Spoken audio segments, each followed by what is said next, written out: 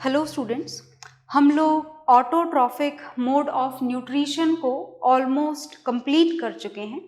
हमने autotrophic mode of nutrition में देखा था कि जो ग्रीन प्लांट्स हैं they can prepare their own food by the process of photosynthesis. Is it okay? और फोटोसिंथेसिस की जो बेसिक रिक्वायरमेंट हैं वो हम लोग ऑलरेडी पढ़ चुके हैं। क्या पढ़ी थी हमने फोटोसिंथेसिस की रिक्वायरमेंट्स?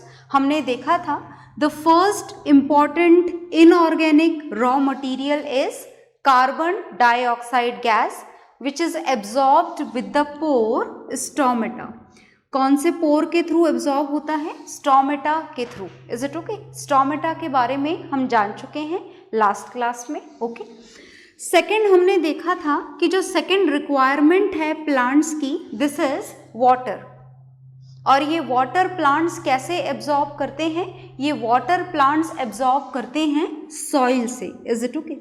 अब सॉइल से एब्जॉर्ब करके वाटर प्लांट की सारी लीव्स तक किस तरीके से ट्रांसपोर्ट होता है, that will see in the third life process which is transportation. Okay, फिर है third requirement, this is the requirement of chlorophyll and this chlorophyll is only and only a green pigment which is present in the chloroplast। कहाँ पर present होता है ये chlorophyll? Chloroplast के अंदर। और याद तो है आपको कि क्लोरोप्लास्ट कहाँ होता है? Chloroplast is present in the guard cells which covers the pore stomata। okay, and the fourth requirement is of sunlight। Okay, और सनलाइट की भी कौन सी वाली radiations? Infrared radiations, visible radiations या फिर अल्ट्रावायलेट रेडिएशंस? तो याद रखिएगा कि जब हम यहाँ पर सनलाइट की बात करें, specially for the process of photosynthesis, then only and only visible radiations are required. कौन सी रेज रिक्वायर्ड होती हैं? विजिबल रेडिएशंस रिक्वायर्ड होती हैं। Is it okay? जिसे आप रोशनी बोलते हो। No heat energy is required and no ultraviolet radiations are required. Is it okay? तो इन चीज़ों की रिक्वायरमेंट रियली है या नहीं, ये हम लोग एक्सपेरिमेंट के थ्रू प्रूव कर चुके हैं। Finally this mode of nutrition which is autotrophic mode of nutrition which is specially done by the process of photosynthesis is over। okay, तो अब हमारा न्यूट्रिशन इन प्लांट वाला टॉपिक खत्म हो चुका है। हमको जो नेक्स्ट टॉपिक स्टार्ट करना है, this is nutrition in animals. Okay, हम न्यूट्रिशन इन एनिमल्स स्टार्ट करने जा रहे हैं। ध्यान से देखिएगा क्या है ये न्यूट्रिशन इन एनिमल्स में आपको क्या क्या पढ़ना है, सुनिएगा ध्यान से। तो हम न्यूट्रिशन इन एनिमल्स पढ़ने जा रहे हैं, और इस न्यूट्रिशन इन एनिमल्स की जब बात की जाए तो जितने भी एनिमल्स हैं including the human being is also involved in the category of animals। okay, तो जितने भी एनिमल बींग्स हैं हमने उनके न्यूट्रिशन के टाइप के हिसाब से उनको 3 कैटेगरीज में क्लासिफाई किया हुआ है। देखिएगा मैं कौन सी 3 कैटेगरीज आपको यहाँ पर बता रही हूँ। According to this, first type of organisms are known as herbivores. ये बहुत ही जूनियर क्लासेस में भी आप लोगों ने पढ़ा हुआ है, याद होगा। हम रिवाइज कर रहे हैं, ध्यान से सुनिएगा। तो first type of animals are known as herbivores. Is it okay? Second type of animals are known as carnivores and third type of animals are known as omnivores. तो हमने जितने भी एनिमल्स हैं, याद रखिएगा, प्लांट को हम इस कैटेगरी में काउंट नहीं करेंगे because the way of nutrition in plants is done, हम पढ़ चुके हैं। ओके, तो हम लोग क्या पढ़ने जा रहे हैं? हम न्यूट्रिशन इन एनिमल्स पढ़ने जा रहे हैं। तो when we are going to discuss the food habits of animals, तो हमने फूड हैबिट के हिसाब से कितनी कैटेगरीज में क्लासिफाई करा है एनिमल्स को? 3 कैटेगरीज में। First is herbivore, second is carnivore and third is omnivores. Is it okay? तो चलिए इसको थोड़ा सा हम जान लेते हैं कि आखिर हर्बीवोर्स में कौन से लिविंग बीइंग आते हैं, कौन से एनिमल्स आते हैं। तो सुनिएगा ध्यान से। Herbivores are that group of animals in which animals depends only and only on the plant products for their food, जिसमें लिविंग बीइंग्स, एनिमल बीइंग्स सिर्फ और सिर्फ अगर प्लांट प्रोडक्ट्स पे डिपेंडेंट हों, in that condition, that type, those group of organism is known as herbivores. Okay, और अगर हम हर्बीवोर्स के एग्जाम्पल देखें तो हर्बीवोर के एग्जाम्पल्स होते हैं काऊ, got, buffalo, deer, etc. A lot of examples can be written here. Okay, now we are going to know about the carnivores. So carnivore is that group of animals in which animal depends only on the other living being for their food, जिसमें animals अपने food के लिए सिर्फ और सिर्फ दूसरे animals पे depend करते हैं, प्लांट प्रोडक्ट्स पर डिपेंड नहीं करते, प्लांट के किसी भी प्रोडक्ट को कंज्यूम नहीं करते। उस ग्रुप ऑफ एनिमल को हम क्या बोला करते हैं? Carnivores, in which animal depends only and only on the other animals for their food. Is it okay? और जो इसके एग्जाम्पल हैं वो देखिएगा। एग्जाम्पल आप जानते हैं, for example lion, tiger, they are the example of carnivores. And now we are going to know about the omnivores. So look here, listen to me very carefully. When we are going to know about the omnivores, so omnivores is that group of animals in which animals depends on both on the plant product as well as animal product, जहाँ पर living beings, animals, plant और animal दोनों के ऊपर dependent हों। Okay, उस category को, उस ग्रुप को हम क्या बोला करते हैं? उस ग्रुप को हम बोला करते हैं omnivores. Is it okay? And the example of omnivores are the humans. क्या हम ओमनीवोर हैं? क्या हम सारे ह्यूमन बीइंग ओमनीवोर्स की कैटेगरी में आते हैं? हम में से कोई भी हर्बीवोर की कैटेगरी में तो नहीं आता ना? नहीं आता। आप वेजिटेरियन और नॉन वेजिटेरियन हो सकते हैं। आप वेजिटेरियन हैं तो भी ओमनीवोर की कैटेगरी में आएंगे, नॉन वेजिटेरियन हैं तो भी ओमनीवोर की कैटेगरी में आएंगे, क्योंकि आप अपने फूड के लिए प्लांट प्रोडक्ट पे भी डिपेंड करते हैं और मिल्क, चीज़, कर्ड, पनीर, इन सारी चीज़ों के लिए आप एनिमल प्रोडक्ट्स पे भी डिपेंड करते हैं, राइट? तो ह्यूमन बीइंग्स हमेशा ही कौन सी कैटेगरी में आएंगे? ओमनीवोर्स की कैटेगरी में। Is it okay? Human beings के साथ साथ आप एग्जाम्पल यहाँ पर लिख सकते हैं dog, and a lot of many more examples can be written here. Is it okay? So finally, on the basis of the food habit of animals, the animals are classified into these three categories which are here in front of you. So note it down in your science registers. Okay?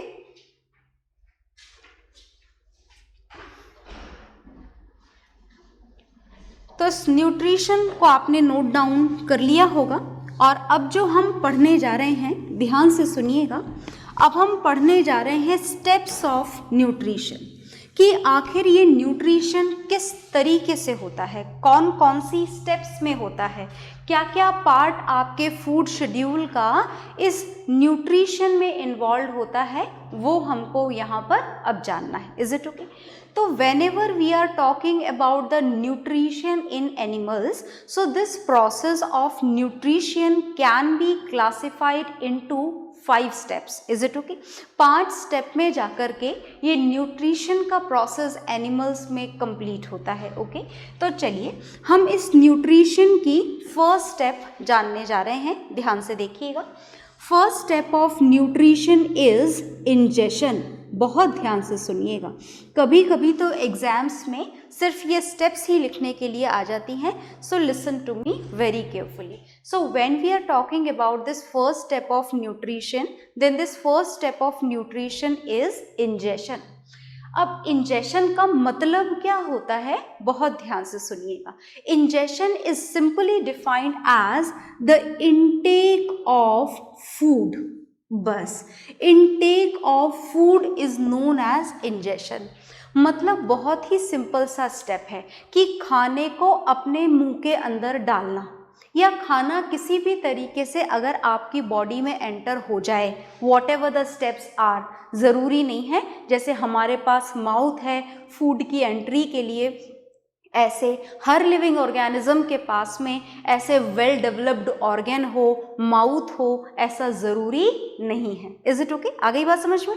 But whatever the process is, whatever the steps are there, whatever किसी भी तरीके से हो, पर जो food human body में या दूसरी लिविंग बॉडी के अंदर एंटर होता है, this intake of food, this entry of food in an individual is defined as the process which is known as ingestion। क्या बोला जाता है इस प्रोसेस को? इंजेशन। Is it okay? हो गया भाई इंजेशन, खा लिया आपने खाना, मुंह के अंदर एंटर हुआ है, सिर्फ याद रखिएगा, सिर्फ मुंह के अंदर एंटर होने वाले प्रोसेस को क्या बोला जाता है? इंजेशन।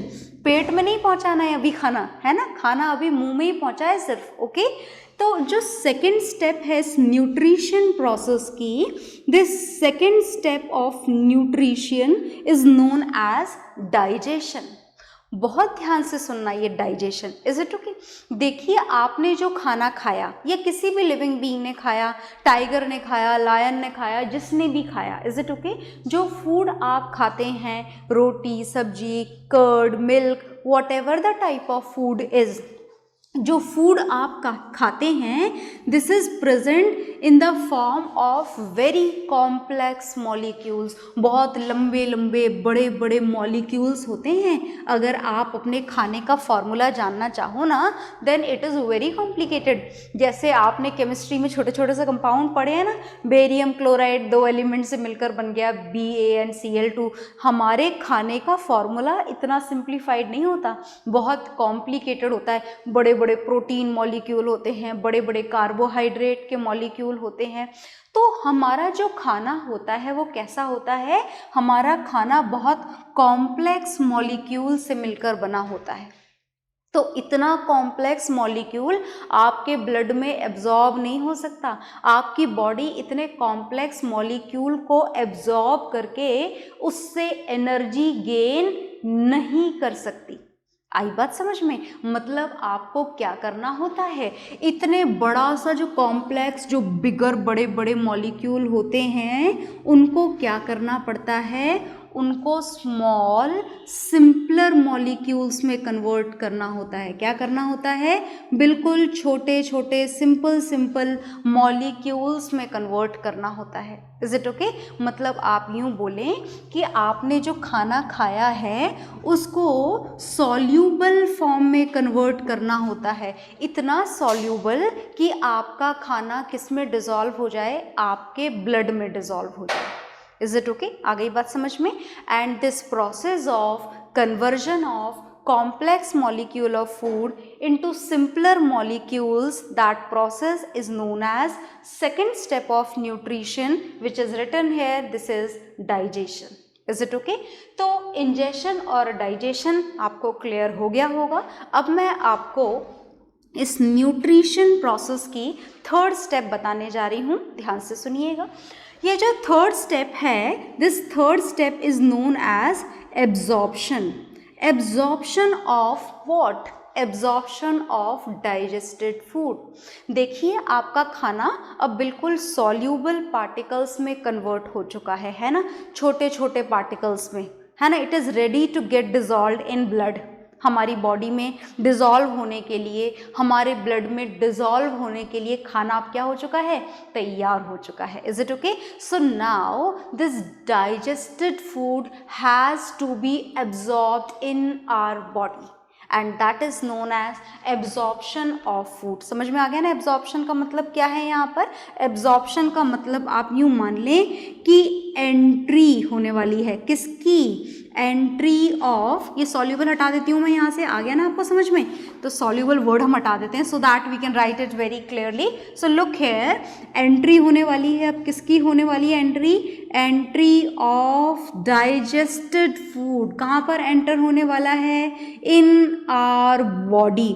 देखो मैं बॉडी लिख रही हूँ, ब्लड नहीं लिख रही हूँ, क्योंकि ब्लड कभी किसी ऑर्गेनिज्म में होता है और कभी ब्लड जैसे बड़े सर्क्यूलेटरी सिस्टम की बॉडी में ज़रूरत ही नहीं होती। Is it okay? इसीलिए मैंने यहाँ पर लिखा है एंट्री ऑफ डाइजेस्टेड फूड, लिखना हम भूल गए हैं, फूड भी लिख लेते हैं, entry of digested food in our body. This is the third step of nutrition, ये न्यूट्रिशन की थर्ड स्टेप है। और अब मैं आपको बताने वाली हूँ fourth step. So listen to me very carefully, हम फोर्थ स्टेप लिखने जा रहे हैं and this fourth step is assimilation of food. Assimilation का क्या मतलब होता है भाई, डाइजेस्ट हो गया आपका food completely, is it okay, and now this digested food has to be transported to each and every cell of body. Is it okay? आपकी बॉडी में एंटर तो हो चुका है, पर हमारी बॉडी में एक सेल तो है नहीं, है ना, हमारी बॉडी में आधी सेल ब्रेन में है, कुछ हाथों में है, कुछ पैरों में है, पूरी बॉडी ही सेल से मिलकर के बनी है। मतलब ये जो डाइजेस्टेड फूड है, अब इसे कहाँ पर पहुँचाना है, हमारी हर सेल तक पहुँचाना है। So this is fourth step, assimilation. क्या लिखेंगे हम एसिमिलेशन में, हम एसिमिलेशन में लिखेंगे इनटेक ऑफ डाइजेस्टेड फूड। क्या होगा जी, इनटेक होगा, किसका इनटेक होगा, इनटेक ऑफ डाइजेस्टेड फूड। किसमें इनटेक होगा डाइजेस्टेड फूड का, in our each and every cell, in our each and every cell. This process is known as assimilation. Is it okay? चलिए, तो अब मैं आपको फिफ्थ स्टेप बताने जा रही हूँ सेम न्यूट्रिशन प्रोसेस की, and this fifth step is known as egestion. Egestion को कैसे डिफाइन किया जाता है, सुनिएगा ध्यान से। This egestion can be defined as the removal of undigested food, removal of undigested food. Undigested food का रिमूवल कहाँ से होगा, आपकी बॉडी में से। भाई आपने जो खाना खाया, किसी भी कारण से अगर उस खाने का कोई अनडाइजेस्टेड पार्ट बाकी रह गया, बहुत सारे कारण होते हैं अनडाइजेशन के, इज इट ओके? हो सकता है आपको स्टमक कोई प्रॉब्लम हो जाए, या फिर आपने ज़रूरत से ज़्यादा खाना खा लिया, इज इट ओके, या फिर आपने ढंग से चबा कर नहीं खाया। So what ever the reason is, reason matter नहीं कर रहा है फिलहाल, यहाँ पर इजेशन प्रोसेस क्या है वो आपको याद रखना है कि whatever the reason is there, but whatever the left food is present in our body which is still not digested after the all processes, then that removal of undigested food is necessary, and removal of undigested food from the body is known as egestion. क्या बोला जाता है इस process को, इस process को बोला जाता है इजेशन। याद रखेंगे आप लोग। सो here 5 steps are written in front of you which are of nutrition. So whatever the organism is, organism कोई सा भी हो, यूनिसेलुलर हो, मल्टीसेलुलर हो, है ना, छोटा ऑर्गेनिज्म हो, बिग ऑर्गेनिज्म हो, whatever the type of organism is, the nutrition process will be done in these 5 steps. Okay, so मैं दोबारा से बता रही हूँ आपको, दोबारा सुनिएगा। First step is ingestion, which is simply the entry of food in our body. Okay, intake of food. Second process is digestion, according to which the food which we eat regularly is a very complex molecule, so it has to be changed into smaller, simpler molecules, and this conversion of complex molecule into smaller molecule is done with the process of digestion. Okay, after digestion, absorption of food should be there. Now what does it mean, absorption? Look here, absorption means now the food is digested, so this digested food has to be absorbed in our body. पूरी body उस digested food को क्या करेगी, absorb करेगी। Okay, now look here, fourth step is assimilation. So assimilation is intake of digested food into each and every cell. हर cell उस digested food को क्या करेगी, एब्जॉर्ब, और फिर उससे क्या बनाएगी, एनर्जी. Is it okay? चलिए फिफ्थ स्टेप देखिए. Fifth step is egestion. Whatever the food which is still not digested, so that removal is necessary, and removal of undigested food from our body is known as digestion. Okay, so note down these 5 steps of nutrition, then we will discuss about it later. तब पहले आप note down कर लीजिए.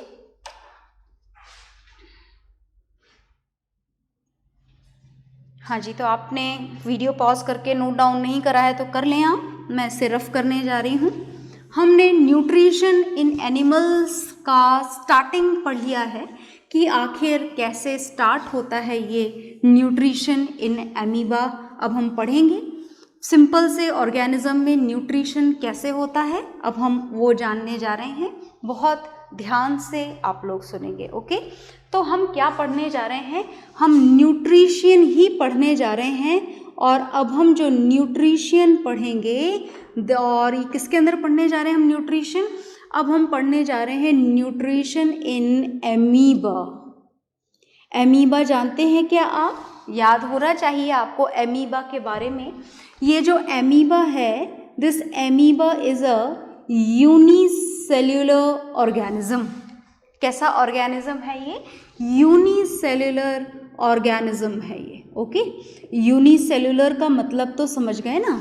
Unicellular का मतलब जिसकी body सिर्फ किससे बनी हुई हो, एक ही सेल से. उस ऑर्गेनिज्म को क्या बोला जाता है? Unicellular organism. तो चलिए हम यूनिसेल्युलर ऑर्गेनिज्म एमीबा में न्यूट्रिशन पढ़ने जा रहे हैं, which will be done in 5 steps. किसमें होगा ये? 5 स्टेप्स. कौन सी 5 स्टेप्स? वो अभी अभी हमने देखी हैं. उन्हीं 5 स्टेप्स में ये न्यूट्रिशन प्रोसेस कंप्लीट होगा. तो चलिए हम जानते हैं, शुरू करते हैं जानना. देखिए ये बनाया हमने एमीबा. एमीबा की मर्जी हो वैसे डिज़ाइन आप बना दीजिएगा, as it can change its shape. ये अपना शेप चेंज कर लेती है. तो ये हम एमीबा के अंदर फर्स्ट प्रोसेस, फर्स्ट स्टेप पढ़ने जा रहे हैं न्यूट्रिशन की. And this first step of nutrition in amoeba is ingestion. क्या पढ़ने जा रहे हैं हम? इंजेशन. देखिए ध्यान से सुनिएगा, है ना. ये हमने एमीबा बनाया. ये है एमीबा. क्या है ये एमीबा? एक सेल. एमीबा सिर्फ और सिर्फ क्या है? एक सेल. मतलब एमीबा के अंदर न्यूट्रिशन के 5 स्टेप सिर्फ किससे कंप्लीट होंगे? सिर्फ इस सिंगल सेल से कंप्लीट होंगे. ओके, तो ये हम फर्स्ट स्टेप पढ़ने जा रहे हैं, इंजेशन. ये हमने क्या बनाया है? Dotted cytoplasm. ओके, और ये हमने बना दिया इसका न्यूक्लियस. बाकी सारी चीज़ें तो हम नहीं बनाएंगे, पर हमें इतना तो बनाना ही चाहिए when we are going to draw a cell. Okay, तो ये हमने बनाया एमीबा. और अब हम एमीबा के अंदर फर्स्ट स्टेप फॉलो करने जा रहे हैं, विच इज़ इंजेशन. अब देखिए, जब बात हम हमारे इंजेशन की करें, ह्यूमन बींग्स की, इज इट ओके, तो हमारे पास में इंजेशन के लिए हाथ है और स्पेशल ऑर्गन है विच इज़ माउथ. हम हाथ से तोड़ते हैं, मुंह में डालते हैं. This is the way of ingestion in human beings. Okay, but here when we are going to talk about this amoeba, it doesn't have any mouth, any hand. तो फिर फर्स्ट स्टेप जो इंजेशन का है, वो आखिर इस amoeba में कैसे कंप्लीट होता है, देखिएगा. देखिए, जैसे ही फूड पार्टिकल इस एमीबा के पास में आता है, क्या है ये है food particle. Is it okay? पानी के अंदर ये एमीबा रहता है और एमीबा के पास में क्या आ चुका है? फूड पार्टिकल आ चुका है. तो जैसे ही इस एमीबा के पास में फूड पार्टिकल आता है, ये फूड पार्टिकल आते ही इस तरीके से ये फॉल्स फीट डेवलप कर लेता है, फूड पार्टिकल को कैप्चर करने के लिए, है ना, पकड़ के रखने के लिए, ताकि कहीं इधर उधर ना चला जाए ये फूड पार्टिकल. ओके, और ये जो अचानक से इसने ये फॉल्स फीट क्रिएट किए हैं फूड के पार्टिकल को फंसाने के लिए, कैप्चर करने के लिए, इज इट ओके, इनका एक नाम है. नाम सुनिएगा, इनका नाम है स्यूडोपोडिया. क्या नाम है इनका? इनका नाम है स्यूडोपोडिया। Is it okay? ये स्यूडोपोडिया का मतलब क्या है, सुनिएगा ध्यान से। यहाँ पर स्यूडो वर्ड का मतलब है फॉल्स, यहाँ पर नहीं, स्यूडो वर्ड का मतलब सब जगह फॉल्स ही होता है ना। और पोडिया वर्ड का मतलब है फीट। तो हेयर ये फॉल्स फीट डेवलप हुए हैं। एक्चुअली एमीबा में ये प्रेजेंट होते नहीं हैं, फूड पार्टिकल देखकर डेवलप हो गए हैं। आ गई बात समझ में? तो इंजेक्शन इज डन, कैसे हो जाएगा? ये सेल मेम्ब्रेन यहाँ से रप्चर हो जाएगी और ये फूड पार्टिकल इसके अंदर, एमीबा के अंदर एंटर हो जाएगा।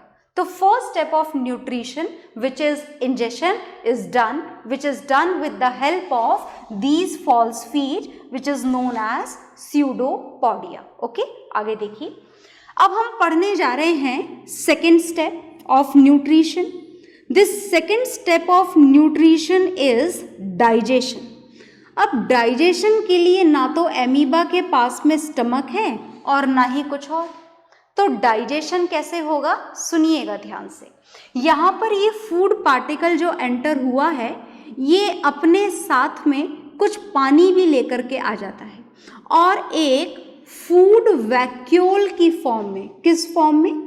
फूड वैक्यूल की फॉर्म में एमीबा के अंदर एंटर हो जाता है। बाकी सारी चीज़ें अपनी जगह हैं, न्यूक्लियस अपनी जगह, साइटोप्लाज्म अपनी जगह। ये न्यूक्लियस थोड़ा बिग बना देते हैं so that we can differentiate it. ये क्या है यहाँ पर? Food vacuole. बाकी इसकी एमीबा में कुछ डाइजेस्टिव एंजाइम्स प्रेजेंट होते हैं। क्या प्रेजेंट होते हैं? Digestive enzymes. ये जो डाइजेस्टिव एंजाइम्स होते हैं, ये इस फूड वैक्यूल में अपने आप ही एंटर होकर इस फूड वैक्यूल के अंदर ही इस फूड को क्या कर देते हैं? डाइजेस्ट कर देते हैं। Is it okay? अब हमें पढ़नी है third step. Absorption and assimilation will be done simultaneously. एक साथ ही हो जाएंगी। क्यों हो जाएंगी एक साथ? कारण मैं आपको बताती हूँ। कारण ये है कि सेल ही सिर्फ एक है पूरे स्ट्रक्चर में। तो ये जो एमीबा है, जैसे ही फूड वैक्यूल, ये न्यूक्लियस बना दिया है मैंने, भूलिएगा मत बार बार कि ये क्या चीज़ है। ये साइटोप्लाज्म और ये डाइजेस्टेड फूड जो अपने आप ही डिफ्यूजन प्रोसेस के थ्रू, कौन से प्रोसेस के थ्रू? नाम मत भूलिएगा। डिफ्यूजन प्रोसेस के थ्रू पूरी सेल में क्या हो जाता है? स्प्रेड। तो दोनों प्रोसेस एक साथ होंगे और एक साथ होने का कारण है कि इसकी पूरी बॉडी सिर्फ एक ही सेल से बनी हुई है। ओके, आगे देखिएगा। Last step is still left. Last step याद तो है ना आप लोगों को? Last step is egestion. अब जो ये एमीबा है, जैसे ही फूड इसने गेन करा, एब्जॉर्प्शन करा, एसिमिलेशन करा, इसका साइज बिगर हो जाता है, बिगर हो जाती है ना, थोड़ी बिगर बनाते हैं। चलो, खाना खा चुकी है अब ये, now it will be bigger. और बिगर होने के बाद में इस एमीबा में एक और कैपेबिलिटी डेवलप हो जाती है, which is the capability of reproduction, है ना। ये एमीबा सिंगल एमीबा से डिवाइड होकर के 2 डॉटर सेल एमीबा में चेंज हो जाती है। खैर, that will see in the reproduction. पर फिलहाल हमें न्यूट्रिशन की लास्ट स्टेप पढ़नी है, which is egestion. Egestion is the removal of waste product. ये अपना वेस्ट प्रोडक्ट एक साइड में इकट्ठा करती चली जाती है। याद है ना, वेस्ट प्रोडक्ट, अनडाइजेस्टेड फूड। ये अनडाइजेस्टेड फूड एक जगह इकट्ठा होता है और फाइनली सेल मेम्ब्रेन रप्चर होकर के इसको वाटर में क्या कर दिया करती है? रिमूव कर दिया करती है। साइटोप्लाज्म हम यहाँ भी बनाएंगे और न्यूक्लियस भी बनाएंगे। So finally these 5 steps will be done in this way in this unicellular organism. आप इसे ड्रॉ करेंगे। ओके,